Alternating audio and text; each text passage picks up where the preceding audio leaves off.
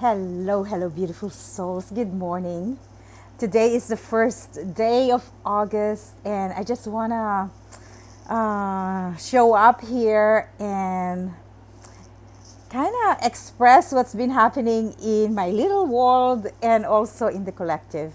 So, where do I start? Around this 2 weeks, it was very intense. For me, because I'm teaching 9 weeks karma clearing, and I've been doing this since January. So, can you imagine? I've been doing detox and purification for like 8 months now.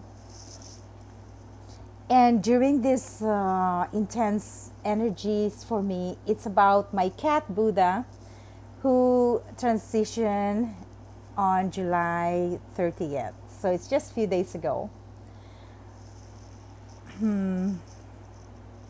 But during this time there was this archetypal energies that was activated, because now I could see through it.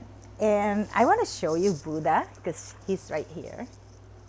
That's a beautiful picture of Buddha. So there's my angel Buddha.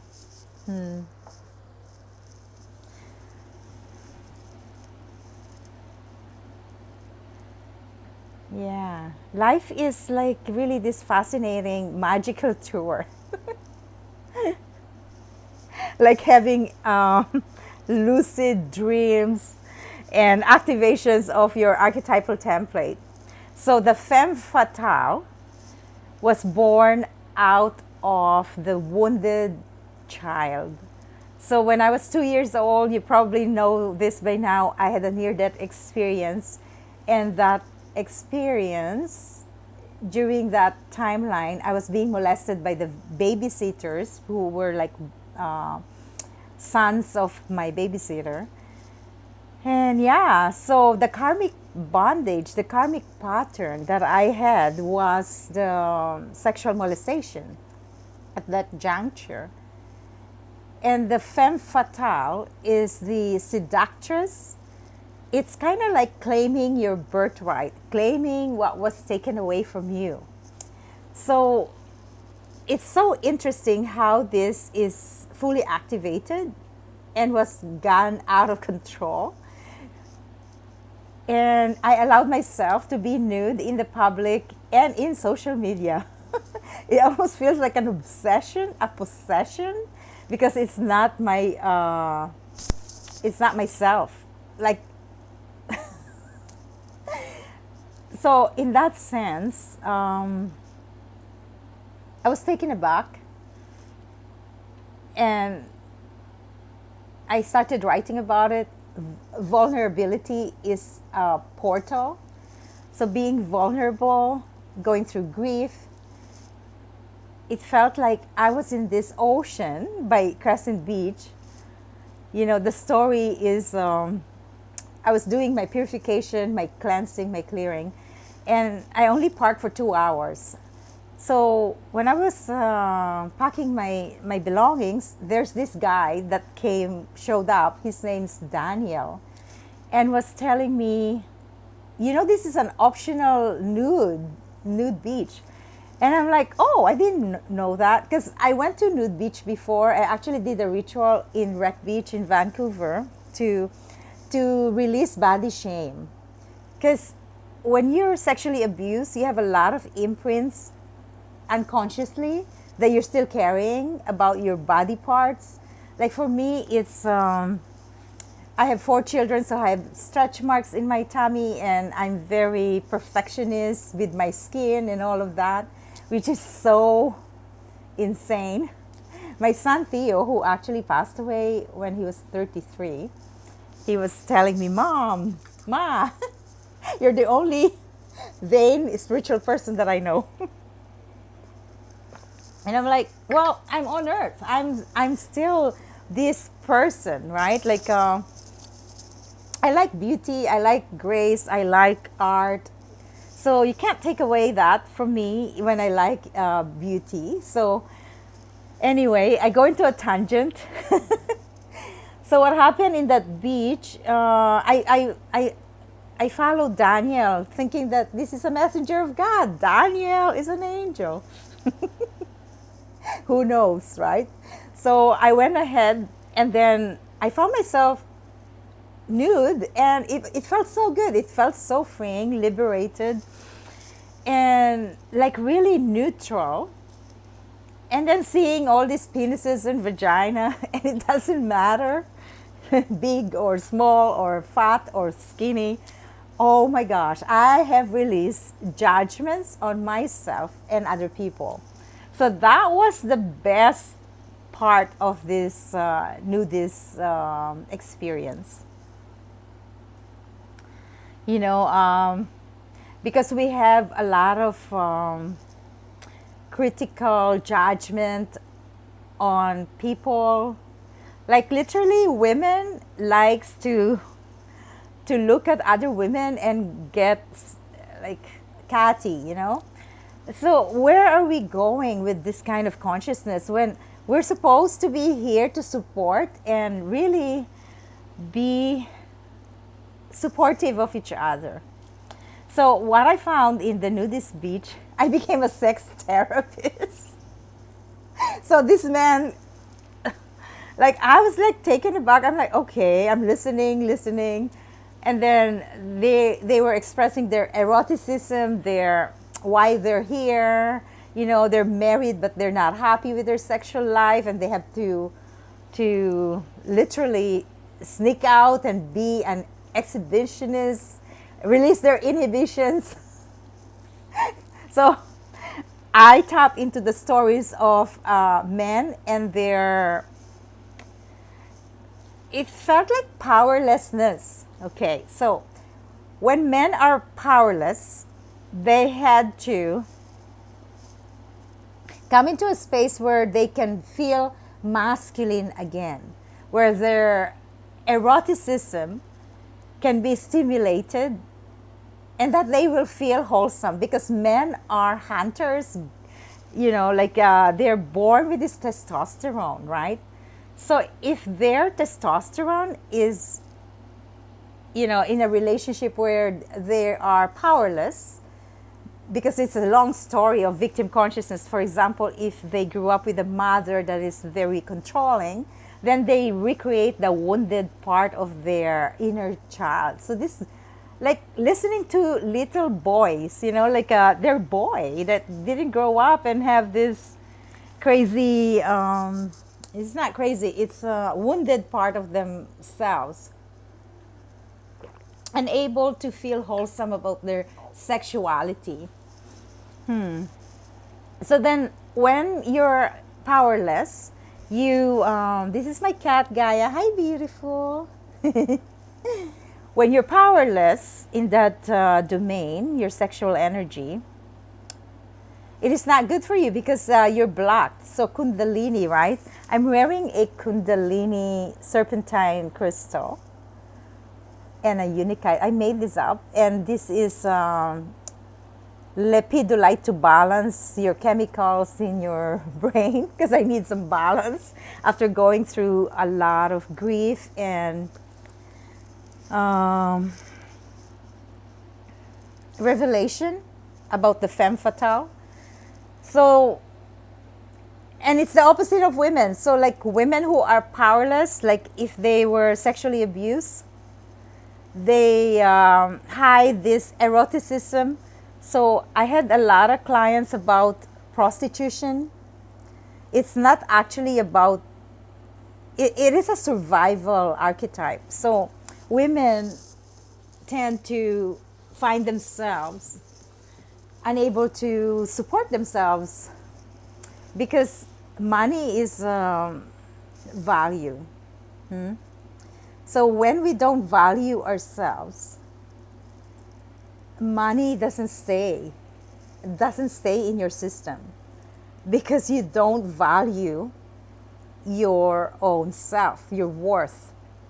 So it's actually just an expression in the physical manifestation. But it doesn't really matter at the end of your lifetime, because what matters is the unconditional love the kindness, the loving, compassionate wisdom that you have, the bond that you created with your children, with your family, and the students, the strangers that comes to you. That's what matters at the end of your lifetime. But sexual energy is a strong force, and we are not in alignment to the sacred sanctity of sexuality. We kind of get lost in the shadow of the eros. So eros is or eros, I don't know what kind of pronunciation. Eros is like the eroticism, which is in an innate power, the kundalini, the force of creation. So we have all of this. We have it within us because we are part of the human genome, like the creation. And the Shakti, which is in your Kundalini energy centers, where your spine is, that is the center, kind of like the centrifugal force, where is the magnetism, like you're a magnet. Because of your electromagnetic field, you're able to manifest whatever it is you desire. But you have to tap into your divine blueprint. So the divine blueprint is your Akashic records. So the Akashic records is the collective, the primordial substance before anything becomes a form. So to make it really linear, so you can understand what I'm talking about, it's like an architect has to build a blueprint in order for him to produce a home. So the architect is creating a blueprint to manifest a house. Your soul has a blueprint for you to be in this form, for you to be in the physical domain. And that blueprint is divine, galactic, universal consciousness. So we are now in a space where all these galactic beings are here to support us in our ascension. So ascension is literally not dying. Ascension is clearing all the blockages and the chakras that are not in alignment to the force, right? So let's just take root chakra, the base chakra. If your foundation when you were born is, for example, is abandonment. Like if you're an orphan or you're being adopted, so that you have a lot of insecurities, so your foundation is not very strong. Kind of like the seed being planted in the ground.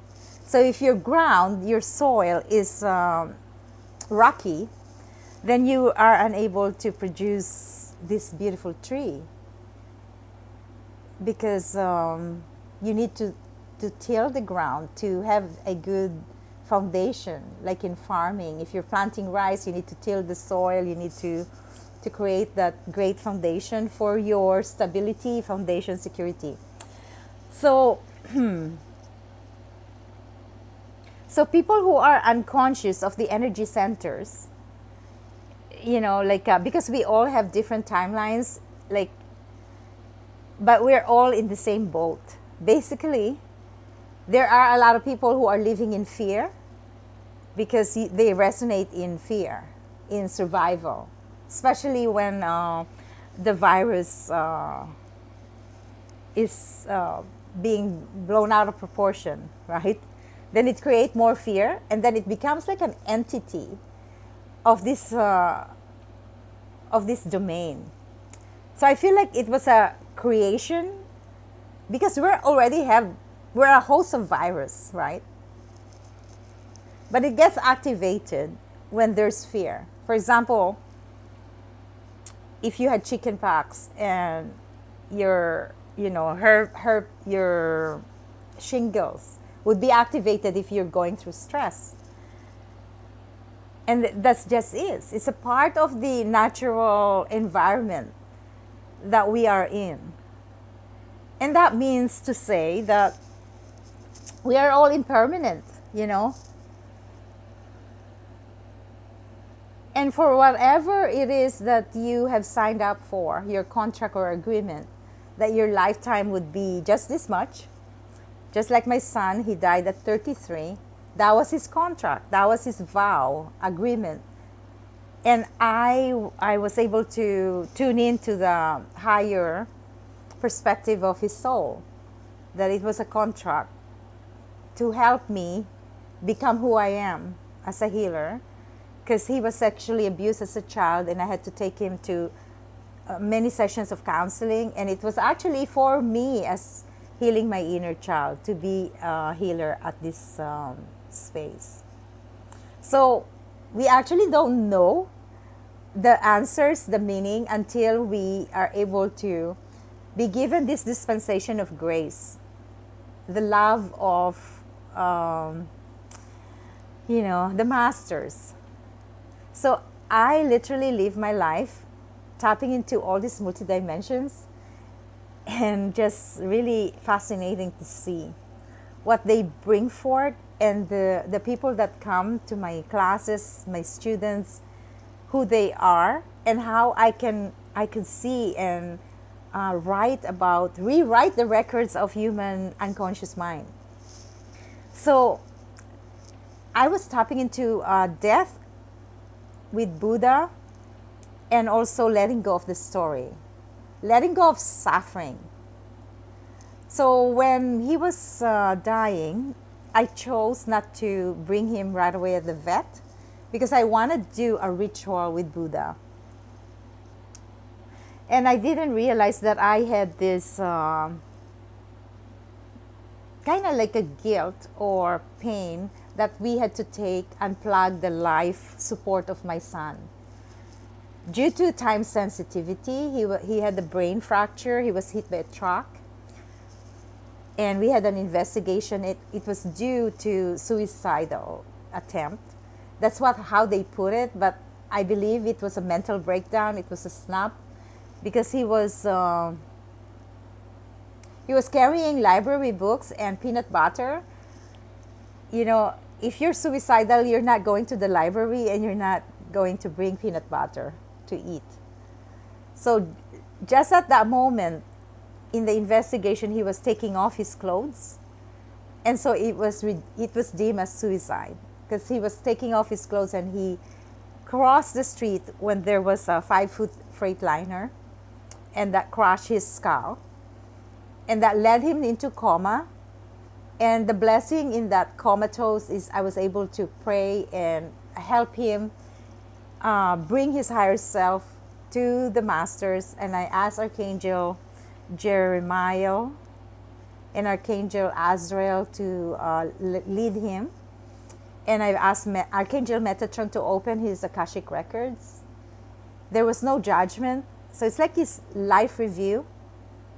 And you actually are the one who's viewing the stories of your life and where you are, and how open is your mind and how open is your heart, so to be able to return to the source. So never in my imagination that I would be leading my son to his ascension in that coma, in that ICU. He's actually here in my there's my that's his heart graph. So our family, we all have this, my daughter, my ex-husband, and my son Tristan. So I'm kind of relating the story of suicide, death, prostitution, the wounded, right? The men who are powerless over their masculinity, how we can assist and not be judging even the prostitutes or the addicts. Because when we judge these people, we are judging our own human consciousness. We are all in this together. So my experience from the Femme Fatale is the woundedness of this goddess that had imprint of violation, imprints of opinions, criticism. When I was growing up, I couldn't wear short or dress because my brother used to criticize my legs, that they're very muscular. So I became so self-conscious. But it's actually the opposite of what these generations now are doing. We have like this sacred rebels. So I find myself as a sacred rebel to reveal right in your face the things that you judge, the prostitute that you judge, right? So the femme fatale was a birth from the wounded child, that she was unable to defend herself through the sexual abuse as an infant. So for 27 years, I had this nightmare. I woke up in sweat, like around 3 in the morning, watching this child in a changing table, and then this man touching my private part. And so when I went to the Philippines, back to my native land, my sister told me, do you remember these babysitters that used to babysit you when you were an infant? And yeah, they adopted a girl, and this girl, Marilyn, killed herself. And I said, why did she kill herself? She was a victim of incest. And while my sister was talking, there's this spirit of heaviness that got lifted off me, and my nightmare disappeared. Then I put these things together, that it was me in that table in the vision, that my body is telling me the living memory of your consciousness. Our cells are alive. They could hear us. They could feel us. So it's like this orchestra. And all these musical notes, musical players needs to be in harmony to create a living, wholesome life. Synchronized, harmonious, unified. And that's the consciousness that we need to host. We need to hold that vibration in order for our collective to rise up. So this feminine energy is not only with women, it's actually within all of us.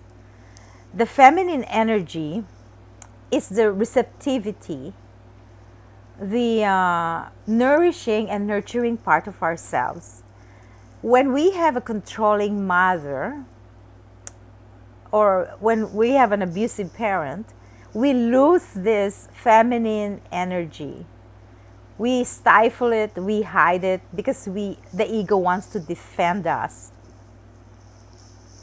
So we're unable to receive love for ourselves. And if we're unable to receive love for ourselves, we keep repeating the cycle of pain and suffering. Because when you're fully in love with yourself, only love resides within you. And only love is what you see. Like if you're seeing a homeless and you're walking in the street, you see love for this homeless, compassion. You stop and talk to the homeless and able to listen and spend some time with this homeless. Because that is a being just in front of you, like a mirror on how you are going to turn within and communicate, or are you going to just go pass by and not pay attention to this homeless? That's where compassion starts, and we're being asked to have this compassion. Kuan Yin is a great mother of compassion. She's here, right there. I study a lot of religion, and then I practice their gift. So how can I help myself become this vessel that people can come and reveal their wounded parts. So that's what I found in the nude beach is men were kind of dismissed. They feel dismissed. Nobody listened to their sexuality. And so they're like right there in front of me, being aroused, and I didn't mind them. I have no sexual energy about this man. All I was there was like a listening ears for this man that lose their power, had not claimed back their sexual energy, and so they go there. For some of them, they're expressing their masculinity, and if you're a victim, you could be they could be a predator to you. And when your sexual energy is intact, wholesome, it doesn't affect me. I couldn't react to those unconscious behavior. I just feel compassion for them. And that's what happened in that portal. I think I spent like 4 days in the nude beach, and I realized, wow, there's a lot of wounded people. There's a lot of wounded women who are literally, they claim to be healers, but they themselves haven't healed themselves. They go into this porn like web and put their body parts there and find sexual partners. So they're hiding. They're hiding their prowess. They're hiding their diva. They're hiding their femme fatale. And then they keep repeating the cycle of shadow, the karma. Because the dharma of the femme fatale is that you are light within. You are the sexual energy, and that you have control over this. So I woke up this morning and I realized, wow, I found the power of the femme fatale is I don't need to put my body parts out there to gain that power, because I am powerful. I know who I am, my worth, my value, my system, my patterns, my relationship. I'm a monogamous woman. I'm unattached. I have freedom. I don't have a boyfriend-girlfriend label relationship, which I've learned from my partner, my lover. We live separate lives. He has his own home. I have my own home. And we come together when we're fully present. And our sexual ritual is so mystical. It's so beautiful. I prepare him with oil, massage, and he does the same. And I have mystical music. It's a very sensual, like women and men should create a sacred sexual ritual, tantric, where there is love, affection, tender touch, where you can feel so erotic that you will have this tantric climax, orgasmic. Those is beyond this lifetime. People who are doing, prostitution, I even said to some clients of mine, when you choose prostitution, that means that is one of your contract. You have to allow yourself permission, that you cannot judge or criticize yourself, because you start where you are. You start loving yourself unconditionally when you're giving yourself or body to another person.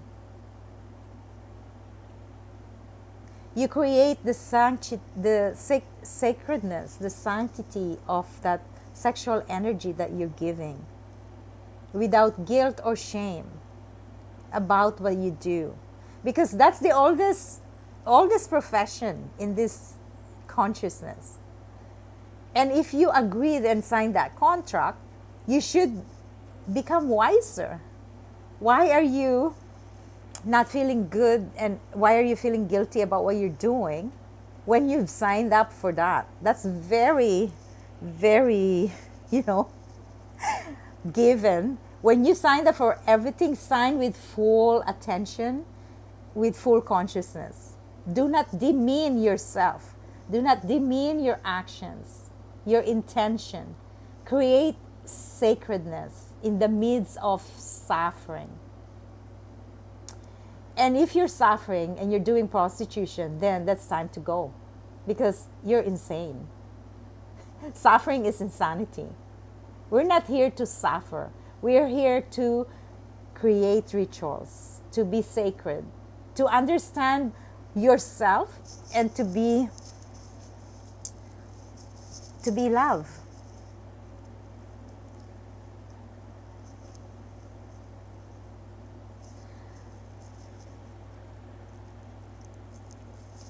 To accept. Self-acceptance, whatever you're doing, wherever you are, is so huge. If you cannot accept yourself for what you do, for example, you're an addict of pornography. If you cannot accept yourself, then you're suffering. You have to accept yourself, and then you're able to let go. You're able to acknowledge this shadow and the lost aspect of what you're doing. So I'm sending a lot of compassion for those who are lost in the dark, because in the dark is actually, there's God. God, or creation, is closest to us in darkness. It's closest to us when we're in the dark night of the soul, because that's when we are desperate. That's when we are broken. We hit the bottom. When we hit the bottom, that's when we rise up. Just like what happened to me, I hit the bottom.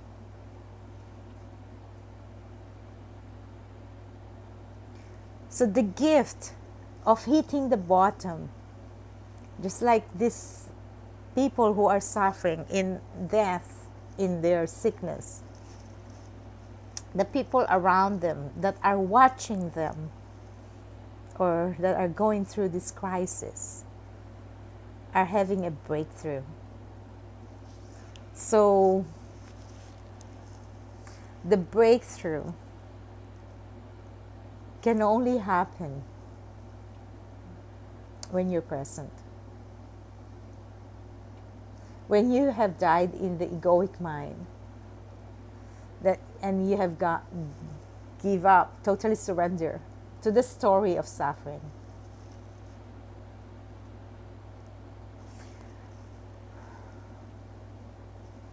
Just like what Buddha says, right? Life is suffering. It's part of our domain. But we are alchemists. We can shift in quantum time. We're eternal souls. We're not this body. We're only kind of renting this body.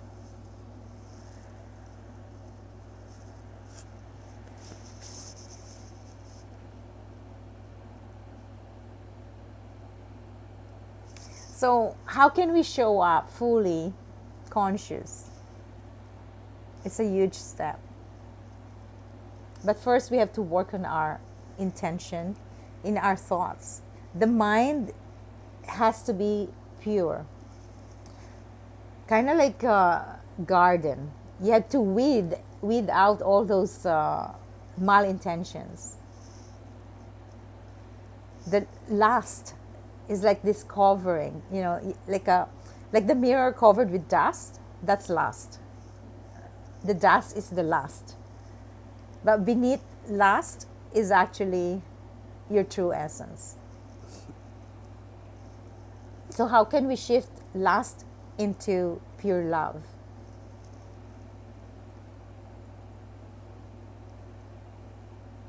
It is the intimacy of the soul. It is the intimacy when you're doing something, when you're passionate, when you're spending time, when you're making love. That intimacy is the truth. It's the kundalini. It's the fire.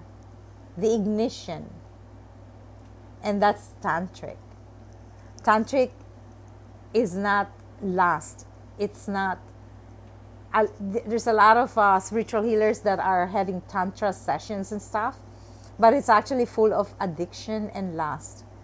And it's a shame that our human spirituality becomes a dress rehearsal. It has nothing to do with addiction. It is actually about intimacy with yourself and honoring and respecting your vessel. So when you're making love to many people, like a lot of swingers here, I don't know where you live, but it's been revealed to me, I feel compassion for them. So what happens when you're exchanging sexual energy? You're exchanging DNA.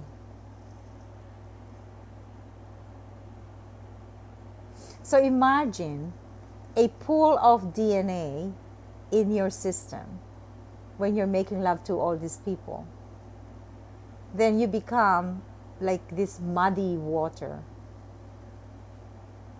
It's disgusting because it's very, very confusing. Then that entity is alive. It kind of lives in your system, and it creates addiction, and it lasts for you to be attuned to addiction, pornography, child pornography. So you became uncontrolled soul, perpetuating the sex and lust, the addiction. So you're unable to honor your worth, your value, your body as a vehicle of sacred love, because you're offering your vehicle as like a contaminated pool of water, because we're made of water. So that's why when we're going through full moon, you know, our tide is so high, we're emotionally wrecked like a roller coaster. That's why we need a lot of cleansing, detoxification. So if we can tune in to our frequency, so we're like this electromagnetic field that we can tune in into a higher frequency towards enlightenment, illumination. So there's this dude here, I feel lost when I see your post. Of course, because that's a sexual energy, that's tantric. But when you have that tantric, the lust, you can alchemize it and use it as a living force.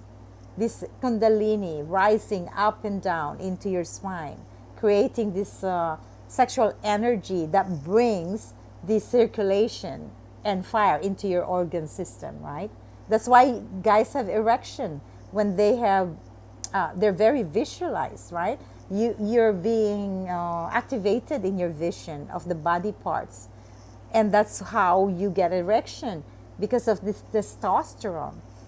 But you have control over your thoughts about lust. You can shift that into compassion, just like what happened to me. I was in the pool of this Nudist Beach, and I became a sex therapist to this man, listening to their story, victim story, or their addiction story. And just like as a spiritual healer, I'm surrounded by these women who have their hidden porn lifestyle.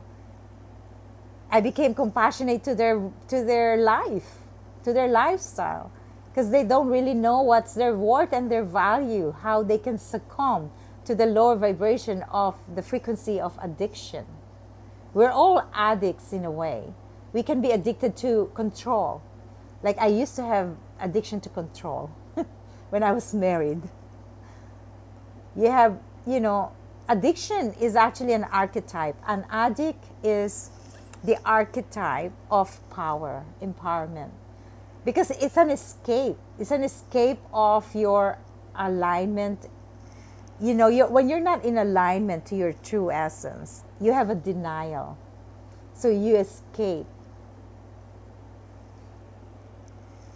You're unable to open your mind and your heart to be your expression, your authentic self. So then you can be free and liberated from all the illusions of your own mind. So the stories, the illusions are all in your head, right? So when we're able to let go of the story, we're able to let go of the hook attachments and live a life that's simple, humble, pure compassion, wise in integrity. This is the real essence of spirituality, being humble and kind to people. I think being a nurse for 30 years, I have that innate compassion towards the suffering. So today I'm actually going to the nursing home to just really bring joy. I love bringing joy to the people, my staff, and that I could share joy and life. For 2 days I go there. I don't know how long until I could travel back to Manila. And I also teach Akashic Records. I'm focusing on the Filipinos right now, but I'm teaching it through Zoom. I also have Canadians. I'm teaching in September for Canadians. And if you're interested, you just have to give me a shout and contact me. I don't do much personal consultation now. Basically, I'm just like writing books. And yeah, I think that's the gist of the energies that I've tuned in. It's big. It's about addiction, femme fatale, and your values. Thank you. And here's my book, Cosmic Soul. It's a manual for Akashic Records. This one's level 1 student. And my first baby, Universal Conscious Self. And my other books are not here. So thank you so much for listening. And I have Shiva. I want to show you Shiva right here. This is a painting of my spiritual daughter. This is a Porphyllite. This is a Merkaba. And thank you so much and have a awesome. I think I'm gonna go back and forth here to share what's going on. We're heading into August 8th, 8/8. It's a portal. It's a Lionsgate portal where you can attain self-mastery. Your sunshine. You're like a lioness. So that's a beautiful energy that's coming to us. So thank you so much and thank you, Lord Shiva. Om Namah Shivaya. Thank you. Namaste.